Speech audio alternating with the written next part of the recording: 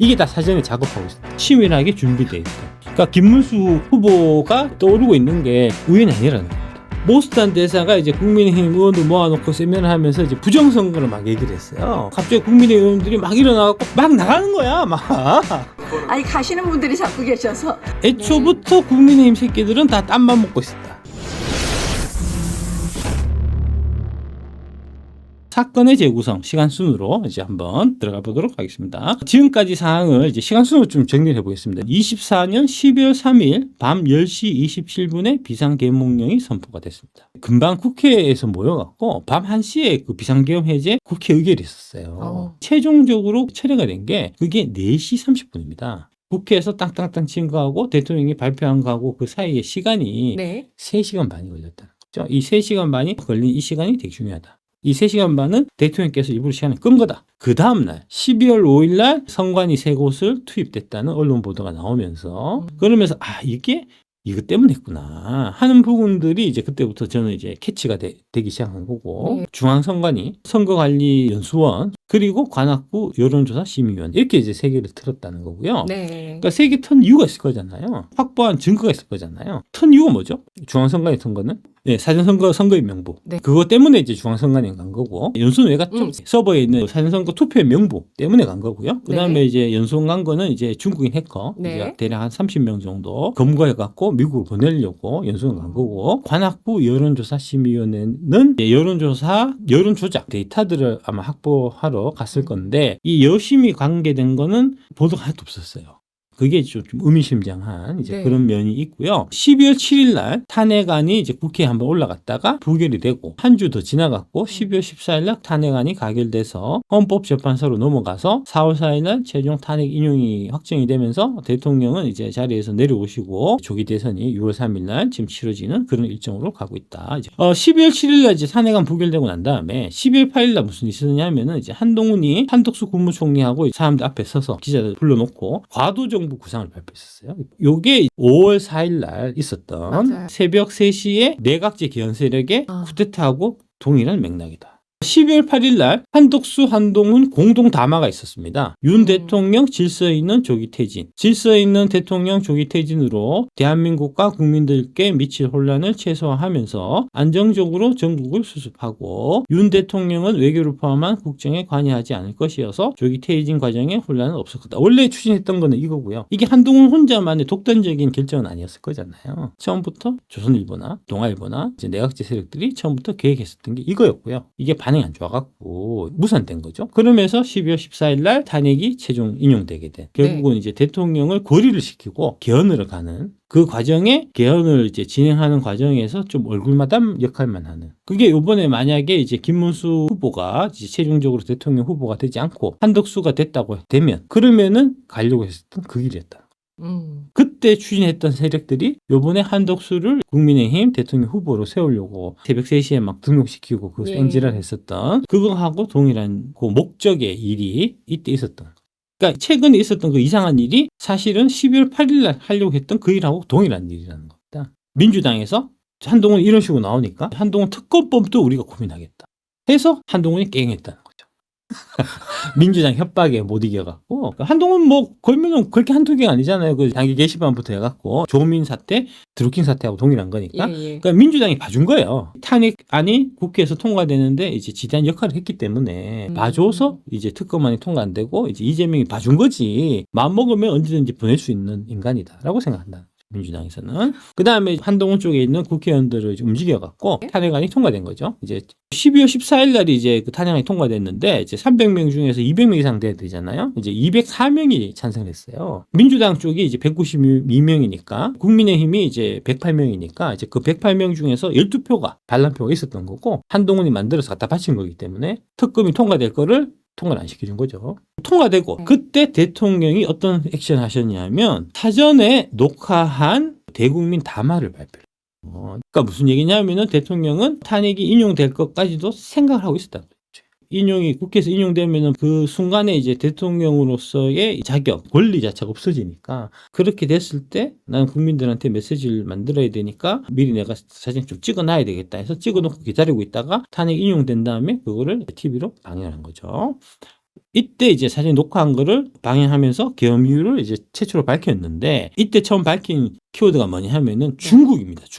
중국인 3명이 드론을 띄워서 40대 중국인이 드론으로 국정원을 촬영하다 붙잡혔다. 간첩 행위를 간첩죄로 처벌할 길이 없다. 이 일이 중국하고 관련성이 있음을 이날 처음 밝히신 거고요. 마약 수사 등 민생 침해 사건 수사. 그리고 대공수사. 대한민국을 간첩 천국, 마약 속을 조폭 나라로 만들겠다는 것 아닙니까? 하면서 이제 마약 얘기를 하셨고요. 그러니까 중국, 마약, 마지막으로 선관위 이 부정선거 시스템을 증거를 찾기 위해서 찾으려면은 압수수색을 해야 되는데 압수수색 영장을 대법에서 기각을 하니까 압수수색 영장을 안 줘도 압수수색을 할 수 있는 방법인 비상계엄을 선포했다. 대국민 담화의 핵심 키워드가 3개인데 중국, 마약, 부정선거였다.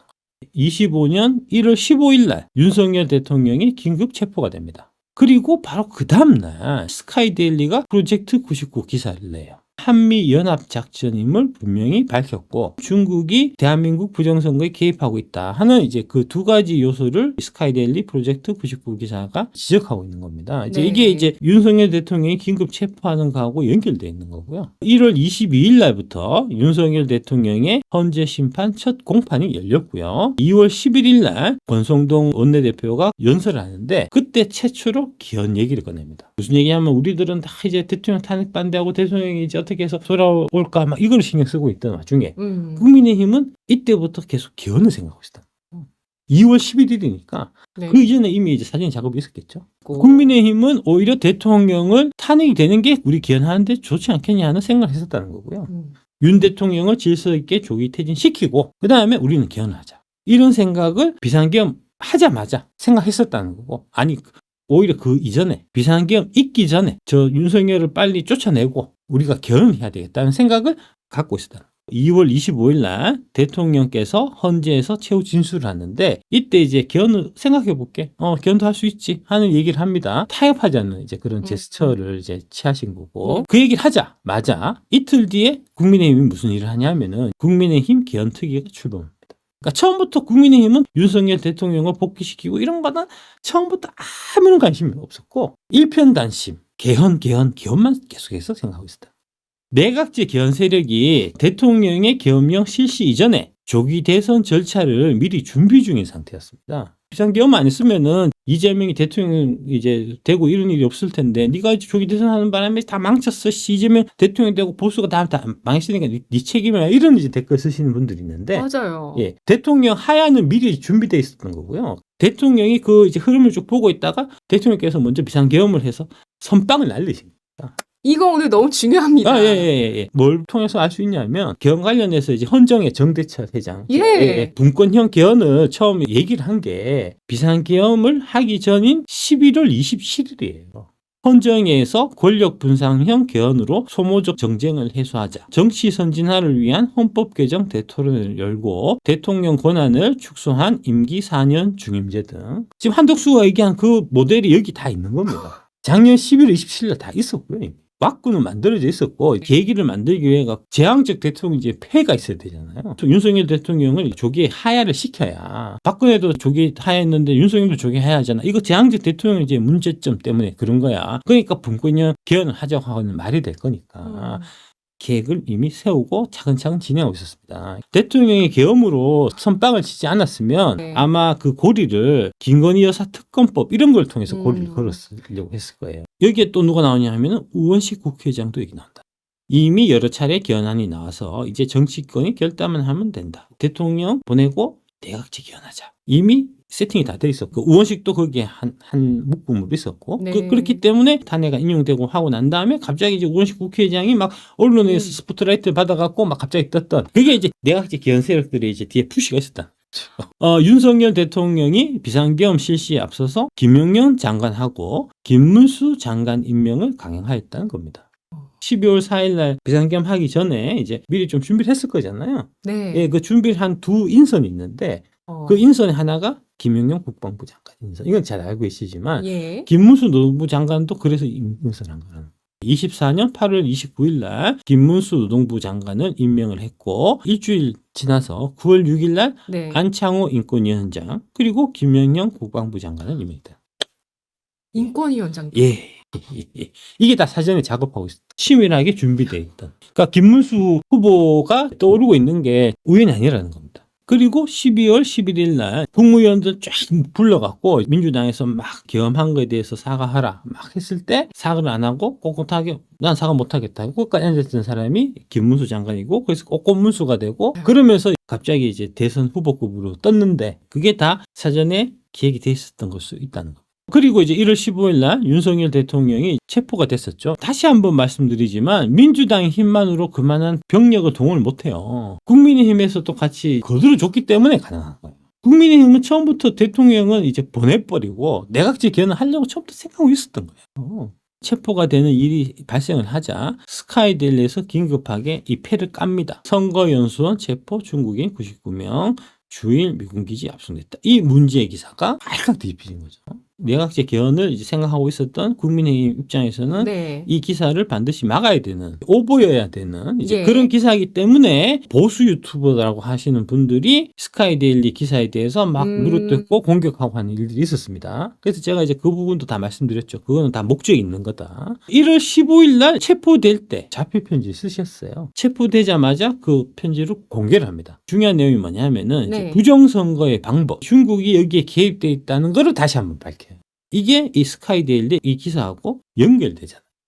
그러니까 이제 이거를 덮어야 되는 뭐 민주당은 당연한 거고 네. 이제 국민의힘의 내각제 개헌 세력. 국민의힘 의원들이 108명 있잖아요. 제 생각에 108명 중에서 한 102명 정도는 다 내각제 개헌 세력이다 보면 됩니다. 의원들은 내각제가 훨씬 좋아요. 걔들이 이제 예산도 많이 쓸 수 있고 인력도 많이 이제 쓰고 이렇게 되면 4억 5억 주던 애들이 45, 50억 주겠죠. 그러니까 국회의원들은 이거 안 할 이유가 없는 거예요. 그 나라가 이 모양 이 꼴이 된 게 대통령 탓이 아닌데 그 탓을 정말 많이 하고 마녀사냥을 하고 그게 이제 정치죠. 지가 사건을 만들어 놓고 이제 남한테 뒤집어 씌우는. 뒤집어씌우는 이제 2차전 주가 지들 떨어뜨려 놓고 이제 배터리 아저씨한테 이제 책임을 물리는 금양 이제 망하게 해놓고 배터리 아저씨한테 책임을 물리는 이제 그런 거하고 동일한 거죠. 이게 다 그게 다 정치술이라는 겁니다. 안 억울하세요? 억울하죠. 억울하죠. 억울하죠. 뭐 어떡하겠습니까? 어떤 정치 세력이라도 유권자의 눈치를 보게 되어 있어 무도한 폐악을 계속하기 어렵지만 선거 조작으로 언제든 국회의석을 계획한 대로 차지할 수 있다든가 행정권을 맞아요. 접수할 수 있다고 자신한다면 못할 네. 일이 뭐가 있겠습니까? 우리나라 선거에서 부정선거의 증거는 너무나 많습니다. 이를 가능하게 하는 선관위의 엉터리 시스템도 다 드러났습니다. 민주주의라고 하는 거는 국민의 뜻이 이제 정치하는데 반영되는 거잖아요. 근데 사실 반영시키기 싫거든요. 내가 하고 싶은 대로 하고 싶지 국민들 뜻을 왜 반영해? 내가 원하는 대로 해. 그렇잖아요. 권력 잡으면 다 그런 거잖아요. 그러려면은 좋은 방법이 부정선거를 하는 방법이 하나가 있고 그러면은 이제 국민들 지랄하는 거 눈치 안 봐도 되고 또 하나가 의원 내각제가 있고 그러니까 네. 그거를 추구를 안 할 수가 없다니까. 부정선거에 하는 구체적인 방법을 대통령께서 묘사를 정확하게 해주십니다. 하지만 투개표 부정과 여론조사 조작을 연결시키는 부정선거 시스템. 투개표 부정하고 여론조사 조작이 연결돼 있다는 겁니다. 그래서 이제 관악구 선관위 열심히 터신 거고 이를 시도하고 추진하려는 정치 세력의 국제적 연대와 협력이 필요함을 보여줍니다. 중국이 뒤에서 관여하고 있다는 것도 여기서 말씀하시고 네. 계신 거고 네. 투개표 부정선거 시스템은 특정 정치 세력이 장악한 여론조사 시스템과 특정 정치 세력이 여론조사 시스템을 장악하고 있어요. 열심히를 장악하면은 여론조사 결과를 바꿀 수가 있거든요. 그 열심히 사람들은 대개가 다 문재인이 꽂아놓은 사람이 아직도 하고 있습니다. 그래서 제가 이제 부정선거의 키를 갖고 있는 이제 두 주체가 문재인하고 중국이다라고 말씀드리는 게 바로 그런 거고요. 예. 선관위의 확인 거부 및 은폐로 구성되는 것입니다. 그러니까 사법부도 연결돼 있고 선관위도 이렇게 관여돼 있고 살인범을 특정하지 못해서 살인사건을 음모론이라고 우기는 여론조성 역시 투개표 부정선거 시스템의 한 축을 구성합니다. 그러니까 여론에 따라서 결국은 다 모든 것들이 이제 많이 결정이 되기 때문에 여론이 그쪽 방향으로 부정선거다 몰려가지 않게 만드는 역할을 대한민국 언론들이 하고 있기 때문에 언론도 여기에 한 몫을 차지하고 있다. 부정선거의 구체적인 방법이 투개표 부정과 여론조사 조작 그리고 중국 플러스에서 선관위와 법원 언론의 여론조사 이렇게 총 5가지 세트로 구성되어 있다. 하지만 국민의힘은 대통령의 편지나 이런 거는 전혀 상관없이 기등도 듣지도 않고 개헌에만 집중을 계속해서 하고 있었다. 2월 11일 날 권성동이 대통령 의회 권력분산 개헌해야 선거제 개편도 필요하다. 교섭단체 대표 연설에서 했고요. 그러니까 완전히 따로 간 거예요. 국민의힘 지지자들하고 국민의힘 당하고는.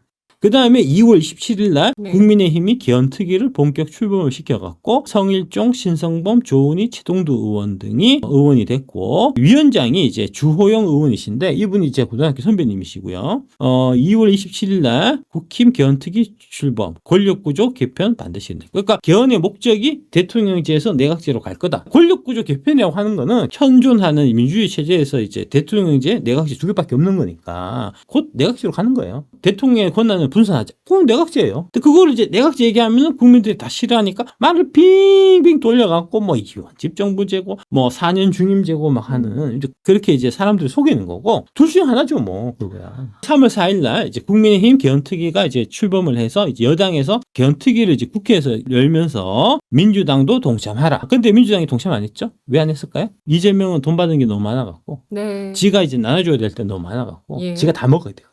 이재명 때문에 민주당 의원들도 사실은 내각제 하고 싶어요. 하지만 이재명 때문에 눈치 보느라고 내각제 얘기를 한 번 못 꺼낸다. 괜히 꺼냈다가 내가 드럼통 갈 수 있으니까. 2월 네. 25일 날 이제 대통령께서 최후 변론에서 자녀 임기에 연연해야 하지 않고 개헌과 정치개혁을 마지막 사명으로 생각하여 87 체제 개선에 최선을 다할 것이다.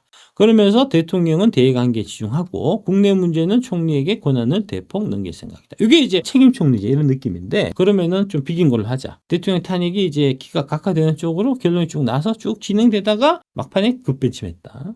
예. 이때도 제가 말씀드렸지만 네. 사실 이제 개헌한다고 얘기해놓고 실제로 개헌 시작하면은 국회의원들 300명인데 300명마다 생각이 조금씩 달라갖고 흐지부지하게 돼 있다니까. 3월 1일 날 600만 탄핵 반대 집회가 있었습니다. 그리고 이제 트럼프가 특사를 보내죠. 모스탄 대사를. 3월 8일 날 윤석열 대통령이 석방이 되고요. 4월 2일 날 예. 내각제 세력하고 이재명이 개헌에 관련된 밀약을 맺고 네. 약속을 하고 4월 4일 날 대통령 탄핵 심판이 이제 최종 인용되는 걸로 결정이 났고 4월 11일 날 대통령이 관저를 퇴역을 하셨는데 퇴역하시면서 이기고 돌아왔다. 이런 말씀을 하셨다는 거고. 그 다음에 이제 5월 11일 날 김문수 국민의힘 후보가 최종 확정되는 이제 그렇게 이기가 쭉 진행이 된 거죠. 네.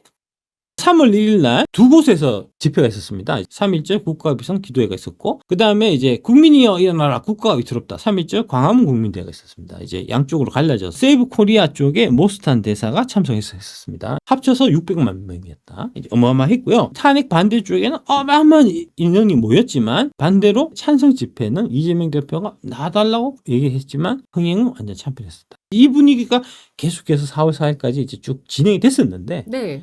막판이 뒤집혀.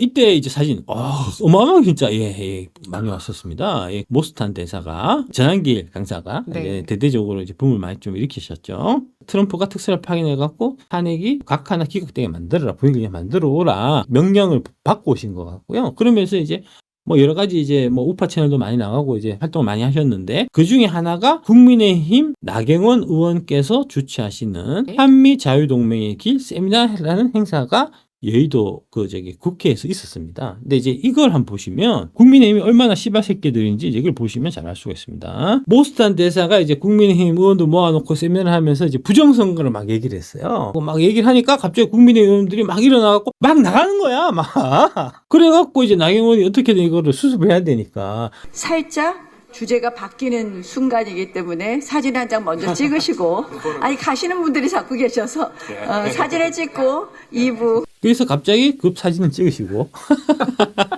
전면에 마이크는 잠시 내려주시겠습니까? 씁쓸하죠, 모스탄 대사가. 애초부터 국민의힘 새끼들은 다 땀만 먹고 있었다. 이런데 이런 판국인데 누가 대통령을 국민의힘에서 구하려고 했겠습니까? 당연히.